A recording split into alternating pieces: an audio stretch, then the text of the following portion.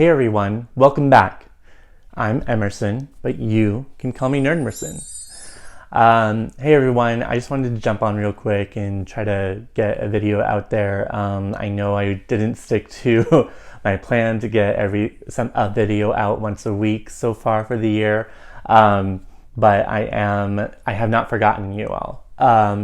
So please keep watching, please keep subscribing, commenting, liking, all of that stuff.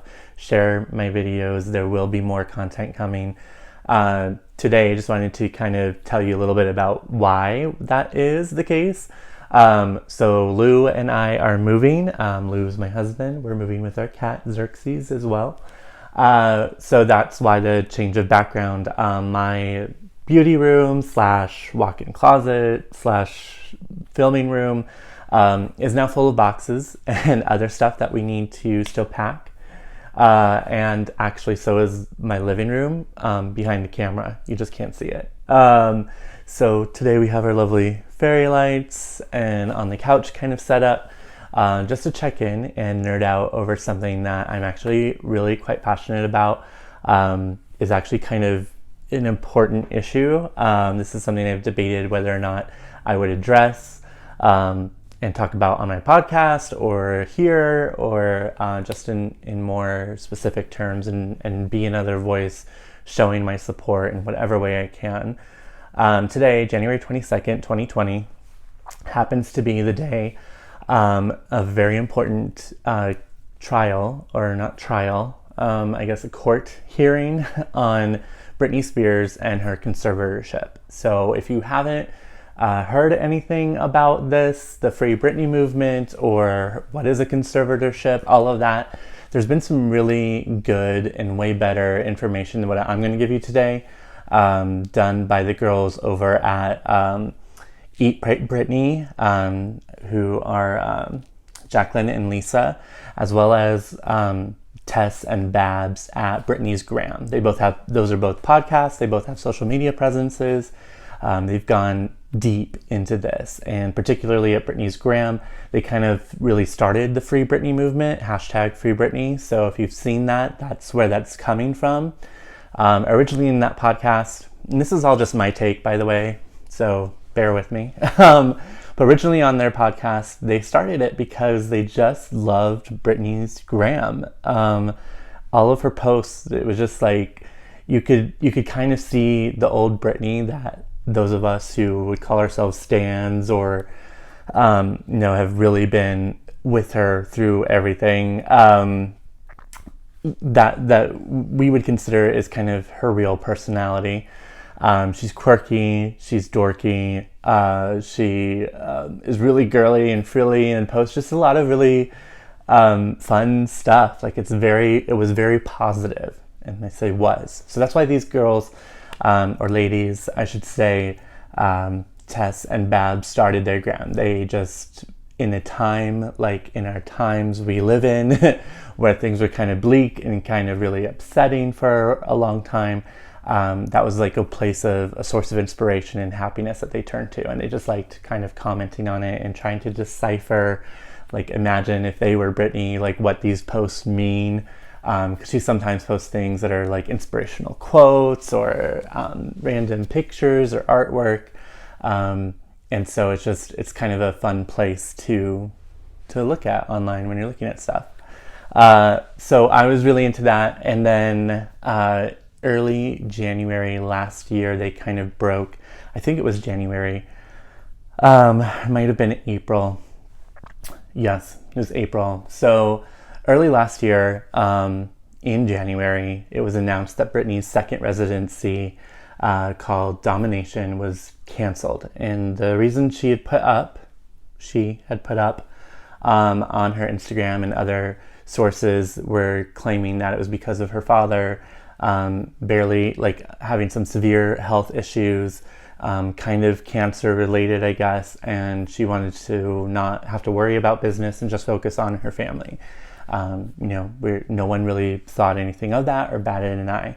But then in April, Britney's Gram was kind of talking about some of the inconsistencies and things that they were kind of getting privy to, just in her social media and from other sources. And in their podcast, they started commenting on, she's gone kind of radio silent. That's unlike Britney, because even when major stuff is going on in her life, she still kind of has a presence that is positive and hopeful. And it was just kind of silent for a while. So because of that and kind of their musings on what it could be, what was going on, there were also some leaks and rumors at that time, I think, around Britney being in a mental health facility. And so they were commenting on that. And, in today's day and age, like, mental health is something that I think we all take a little more seriously, and really kind of dive into thinking it through more than I think we did way back when all of this stuff that I'm about to get into about the conservatorship started.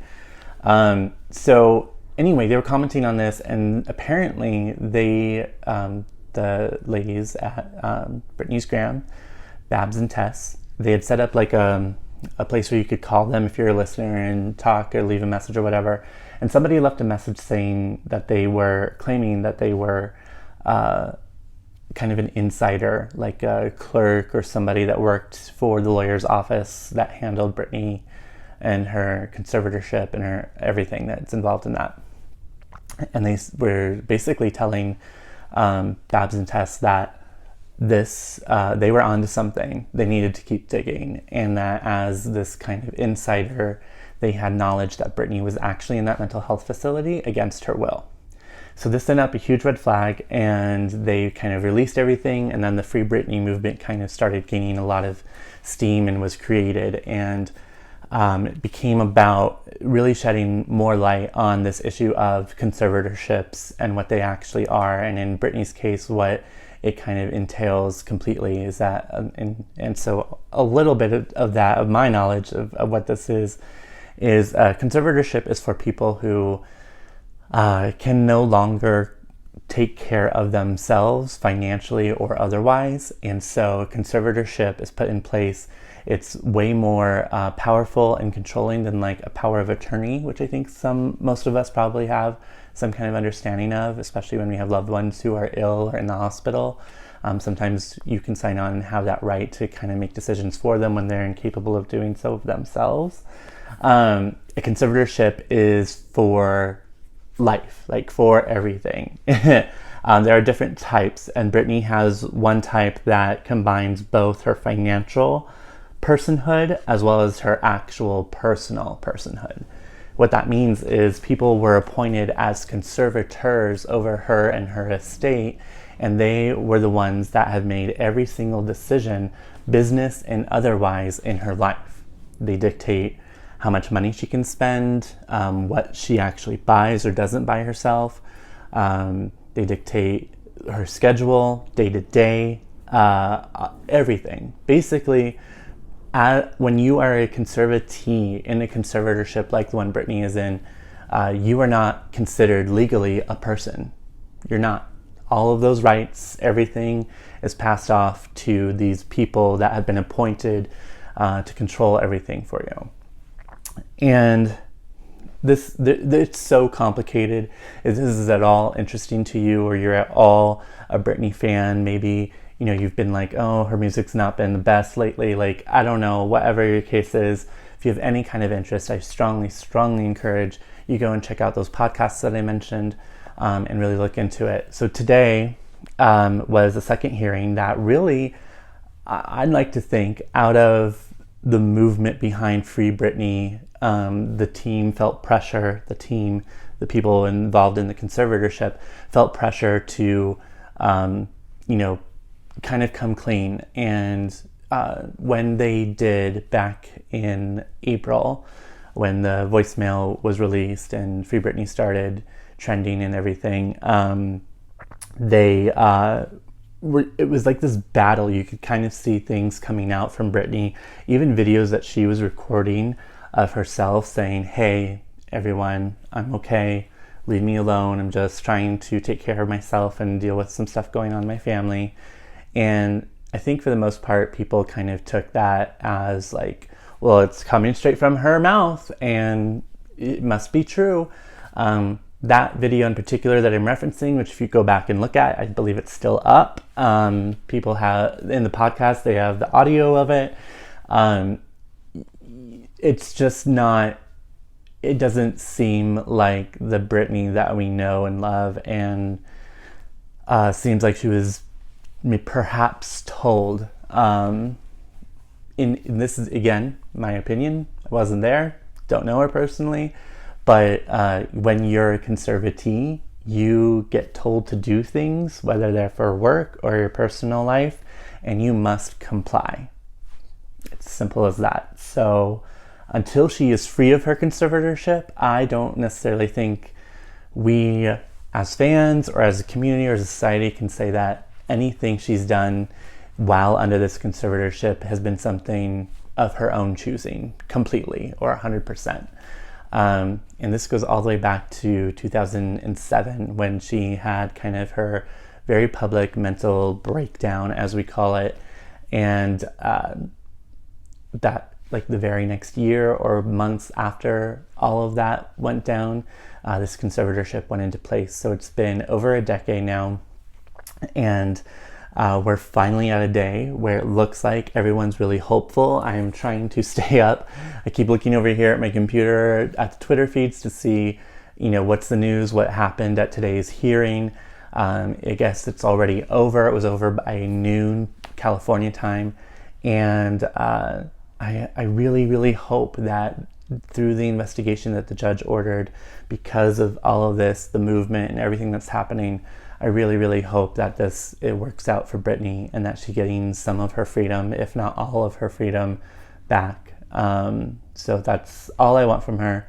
Even if she were to never put out anything else, if she just, went off to live in her estate and raise her kids and have a family, or went onto an island and we never heard from her ever again, just to know that she's gotten out, she is in control of her own life. That's really what I want from her, what I want for her. And so, I don't know, I just thought I would share this with you all, nerd out a little bit, share how much of a stan I am about Britney, kind of bring some attention to it for whoever's listening, whoever's watching me. Look into this. This isn't just about Britney Spears. There are many, many other people who are basically being abused under this thing called a conservatorship. And I really think that in today's day and age, when we're looking at mental health so differently and really trying to empower people who experience mental illness, I consider myself one of those people. I battle depression and anxiety, and this could happen to any one of us, even from people that might be the most well-intentioned in our lives. I just think that this really needs to be something people look at and think about a little bit differently. And if anything, I just think that we really need to start questioning when we're stripping away people's rights or personal liberties and freedoms. That's just something that doesn't sit well with me. So, hate to kind of leave you off there. So I'm going to pivot a little bit and talk about how I'm excited for some of my new merch, some of my new branding and stuff. I think the last time I was talking about really just my Empower with Emerson Kuhn podcast merchandising. And now I have some official Nerdmerson merch. This is my new phone case. I don't know if you can see it. My phone, of course, is not in it because I'm recording with my phone. But I wanted to show you all. It came out really well. I really like this. And it's available in multiple colors. So if you want to support me, just get the word out about me or my channel, please go to my website, nerdmerson.com. There's a little button there that says Shop the Nerd Store. It'll take you to my Teespring account where you can buy all sorts of things. Pillows, shirts, sweaters, that phone case, a bunch of other stuff. And if you have any feedback for me on what kinds of items you'd like to see in the Nerd Store, please let me know. If you want me to look into other things like selling and creating some of my dolls, you may have noticed my Dollmerson account on Instagram is linked to my Nerdmerson one. Just let me know. I'm excited to engage with you all. I really hope that you have a continued interest in what I'm doing with this. And yeah, I'm just gonna leave it there. I'm kind of rambling right now, and I thought this was gonna be a short video, but it's turning into a full-length one. So I love you all. Thank you so much for your time, for your attention, because attention is love. Please remember to empower yourself, and I'll see you next time. All right? Bye, everyone.